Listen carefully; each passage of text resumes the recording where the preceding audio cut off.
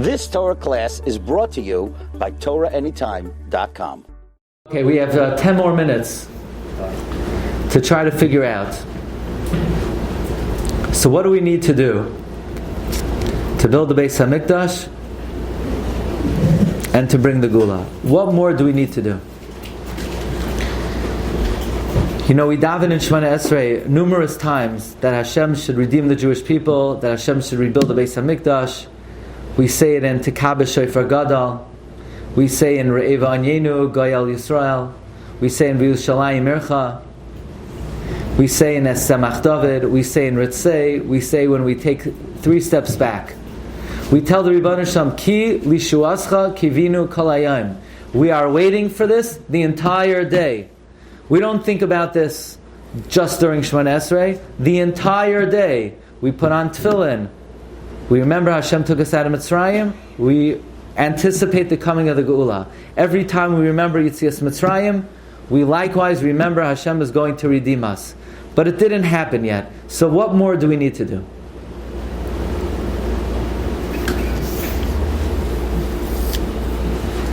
The Gemara tells us on the pasuk, Tzion hi doiresh ein la.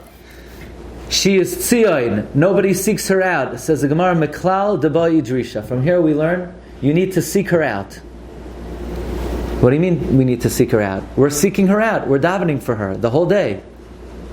The whole davening is full of requests to rebuild the Beis HaMikdash. We are seeking her out. What more do we need to do? The first thing we need to do is we need to define the word doiresh. What does it mean to seek her out?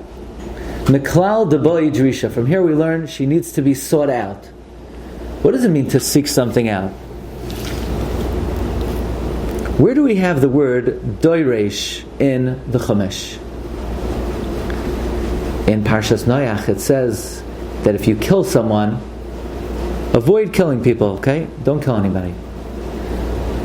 And Hashem says, if somebody kills someone, miyad achiv ed reshenu, I will seek out this person. Says the Targum Onkelos, ed reshenu esba'ine, I will lay a claim. Claim. The word doiresh means esba'inai, to be toiveya. To be toiveya. Says Reb Chaim Kanievsky, Zechatzak Levracha, it's not enough to ask for a Geula. You have to be toiveya Geula. You know what the difference between asking and being toiveya? Asking is, hey Rachamim, could you make me a nice sandwich tonight on rye, maybe a nice omelet with some mushrooms in it? So I'm asking him. I don't do well. I don't want egg. I'm just by way of example. I don't eat eggs after a fast. What do I eat? You could come over. You could see. Anybody wants, you're invited. What? It's not. By the way, that wasn't a real invitation. That was a completely disingenuous invitation. I didn't mean that.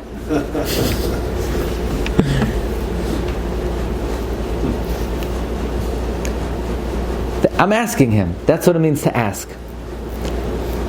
But if I lend somebody $10,000 and I say, pay up, I'm not asking him. That's not a disingenuous request. That's not even a genuine request. I'm demanding my money. You owe it to me.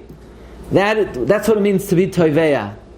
Tzion hi, doiresh ein la. She is Tzion. No one demands her. We daven for it like, hey, you want to give us your Shem? Oh, no? Okay, no problem. Next. I'll make my real requests in Shema Kolenu. These are just, going through the motions. Nobody demands her. You have to demand Tzion. You have to say, V'sishkoin b'soicha ka'asher dibarta. Ribbon Shem, you said you're going to do it. When is it going to happen? You have to be toivei Tzion, not ask for it. And here's the other trick. In the aftermath of the Chet HaEgal, Moshe Rabbeinu davened for Klal Yisrael. He didn't say, have mercy on these people. He didn't say, have rachamim, do them a chesed. He said, Lama yamru Mitzrayim leimar. Why should Egypt say, God, that you took them out to kill them? This is not going to be good for your reputation. That's how Moshe davened. And then by the Chet HaMeraglim, Moshe Rabbeinu said, if you kill him now, you know what they're going to say? They're going to say, God, you didn't have the power to bring them into Eretz Yisrael. Mi bilti yichaylas Hashem laholiest hamazeh. So what did Hashem say? Salachti kidvaracha. I forgive them because of what you said. Says Rashi, because you said this is going to reflect bad on me for no other reason. From here we learn a very important principle. You could pray and pray and pray and pray, but it might not work until you say, God, this is not for me, it's for you. Forget about me. Forget about me. Forget about my suffering. What about your suffering? In fact, the Nefesh HaChaim says that we have no right to pray to Hashem and say, give me refuah. What do you mean give you refuah? God decided the person should be sick for their benefit to elevate them. So God knows what's best. Who are you to daven that it should go away? Doesn't even make sense. Says the Nefesh HaChaim, davening doesn't make sense. How could you daven? God decided you need this. Says the Nefesh HaChaim, the only way for Tefilla to work is to say, Hashem, I know for my benefit the difficulty is worthwhile. But you suffer when I'm in pain. This is not good for you. Oh, Rabbi Hashem says, Taka, you're right, it's not good for me. I did it because it's good for you. I only made the illness or the difficulty because it's good for you. So what are you going to tell God? It's not good for me? God knows it's good for you. But you could tell Hashem, I know it's good for me, but it's not good for you because when I'm in pain, you're suffering. God, I don't want you to suffer. That's the only way Tefillah works. This is not a trick. This is the only way Tefillah could work. You can't daven, Hashem, I need money. God knows you don't need the money. It's better for you not to have it. But when you don't have it and you're in pain, God's in pain. So I'm going to tell you two stories and we'll wrap it up. First story. My father, Sol Gesundsein, told me an amazing story. He was taking my grandfather for a routine procedure. My grandfather was well over 100. They had to clear something out routinely. And it was terribly painful. It was terribly painful for my grandfather. And my grandfather was the most genteel person you could ever meet. But he was tsoyek in pain. And my father would say, as much as it hurt Zaidi, it hurt me more. My father would say, to hear my father in pain, it hurt me more than it hurt him. So we say, Ribbon Shalom. Why we have to suffer? I don't know. We deserve it. But we know that you're suffering. And your suffering hurts us. We are b'tsar that there's a chil Hashem in the world. That people don't value the ideals of the Torah. That the Jewish people are down in the dumps. That reflects badly on God. So forget about us. What about you? My friend Rabbi Moshe Morgenstern told me that during the Holocaust, the Kloisenberger Rebbe, when he would say the following pasuk, he would weep bitter tears. Most people get encouragement when they say this pasuk. The Kloisenberger Rebbe would weep bitter tears.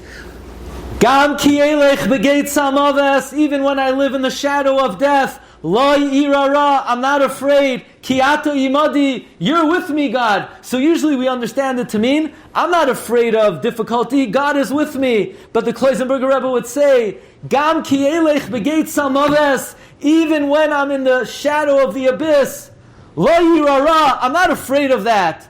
I deserve it. It's for my benefit. But you know what hurts me most? What hurts me most is that when I'm in the shadow of the abyss, ki ata imadi, you have to be here with me. Why do you have to suffer, Hashem? Why I have to suffer? I know you know it's good for me.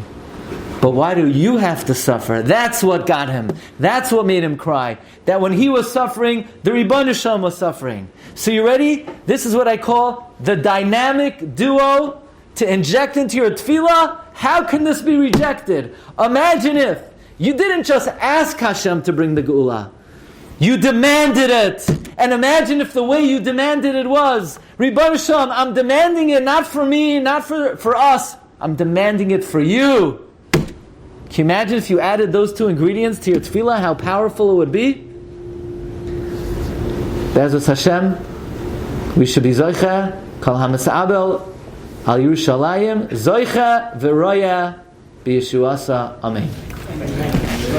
You've just experienced another Torah class brought to you by TorahAnytime.com.